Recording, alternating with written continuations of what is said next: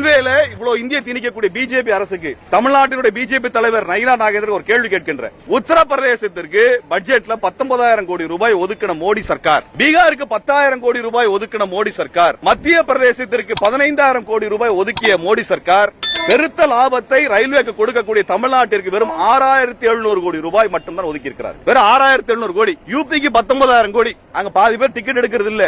Reserve கம்பார்ட்மெண்ட்ல ஏறினா கூட இடம் கிடைக்கிறது இல்ல. அந்த லட்சணத்துல அங்க ரயில்வே நடத்திட்டு இருக்காங்க ஒன்றிய அரசு, மோடி அரசு. தமிழ்நாட்டில் சட்டத்திற்கு உட்பட்டு இங்கே கட்டுப்பட்டு இந்த மக்கள் இந்த ரயில்வேயை லாபகரமாக நடத்தி கொண்டிருக்கிறாங்க. அப்படி லாபகரமா நடத்துற எங்க தமிழ்நாட்டில் இந்திய திணிக்கிற நீ தான் பட்ஜெட்ல ஒதுக்கல 19,000 கோடி ரூபாய் யூபிக்கு தர்ற, பீகாருக்கு 10,000 கோடி தர்ற. லாபம் தரக்கூடிய தமிழ்நாட்டிற்கு வெறும் 6,000 கோடி ரூபாய் நிதி ஒதுக்கி ரயில்வேக்கு நிதி ஒதுக்கி வஞ்சித்திருக்கிறது மோடி சர்க்கார். கேட்டா என்ன சொல்றாங்கன்னா நிலத்தை கையகப்படுத்த முடியல. நான் பிஜேபி காரன் கேட்கிறேன், அவங்க பதில் சொல்லட்டும்.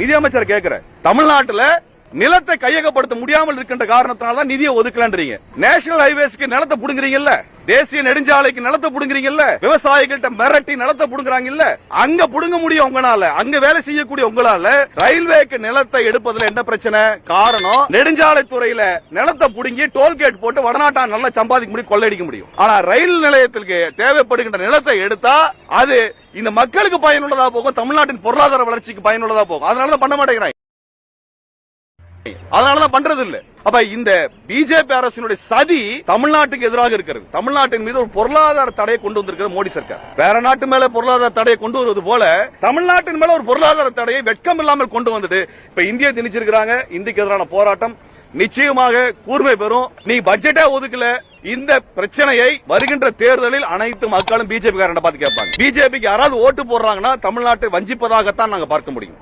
ஒரு ரயில்வேல 19,000 கோடி ரூபாய் யூபிக்கு தர்ற, 6,000 கோடி தமிழ்நாட்டுக்கு தரணும். உன்னுடைய நிலைமை என்ன? தமிழ்நாட்டு என்ன வச்சிருக்கிற? தமிழ் மொழிக்கு என்ன இடம் கொடுத்திருக்கிறங்கிறதா எங்க